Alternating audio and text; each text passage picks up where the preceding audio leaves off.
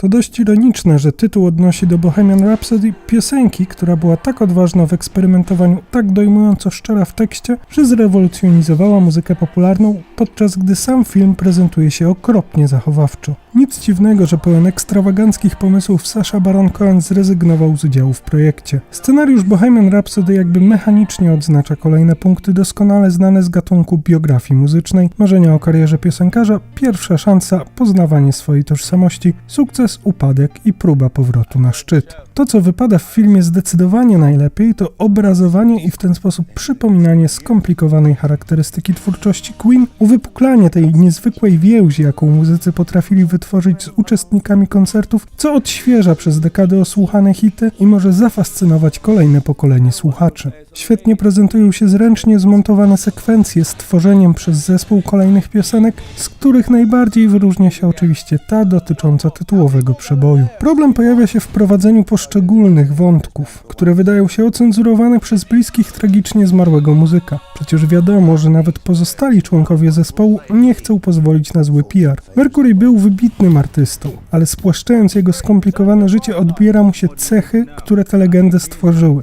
Od choćby motyw orientacji seksualnej frontmana Queen, który tworzy w pewnym momencie filmu interesujący konflikt, bo to Freddie musi wystawić do wiatru swoją wieloletnią partnerkę Mary. Ale tutaj ten wątek się urywa, a była narzeczona wróci pod koniec, aby wybaczyć bohaterowi i tłumaczyć widzom, jakim był geniuszem. Albo Paul Prenter, który staje się Mefistem sprowadzającym Mercury'ego na niszczycielską ścieżkę, przedstawiony jako zło wcielone, starające się do cna wykorzystać sukces Frediego. Taka jednowymiarowa interpretacja postaci odbiera bohaterowi podmiotowość, a to w przypadku biografii lidera Queen, króla życia, który potrafił urządzać imprezę z karłami roznoszącymi po salach tace z kokainą, a przy tym pisać niesamowicie szczere i emocjonalne teksty, wydaje się wręcz niewybaczalne. Szczególnie niewybaczalne jest dla fanów Frediego, znających te konteksty, bo mimo wszystko na płaszczyźnie realizacyjnej zachowany zostaje naprawdę dobry poziom. Mimo powierzchownie zarysowanej postaci Rami Malek robi co może, aby odpowiednio skopiować imidż artysty. Tu znajdziemy całkiem zabawne puenty, tam będziemy świadkami naprawdę emocjonujących i wzruszających wydarzeń. Ogólnie całkiem niezłe kino gatunków, ale trochę takie jak zakończenie filmu, zatrzymujące się na niezapomnianym koncercie Live Aid, czyli radosnym, ogromnym sukcesie, który wszakże wcale nie był puentą życia Mercury'ego, jeszcze później przez lata tworzącego, nawet przed śmiercią zachowującego determinację i ostatkami się nagrywającego kolejne piosenki. Tymczasem dostajemy taką przyjemną, przypudrowaną, przyjazną rodzinie laurkę ikony, a trudno nie oprzeć się wrażeniu, że Freddie Mercury zasłużył na znacznie śmielszą i przede wszystkim zdecydowanie bardziej szczerą opowieść o swoim życiu.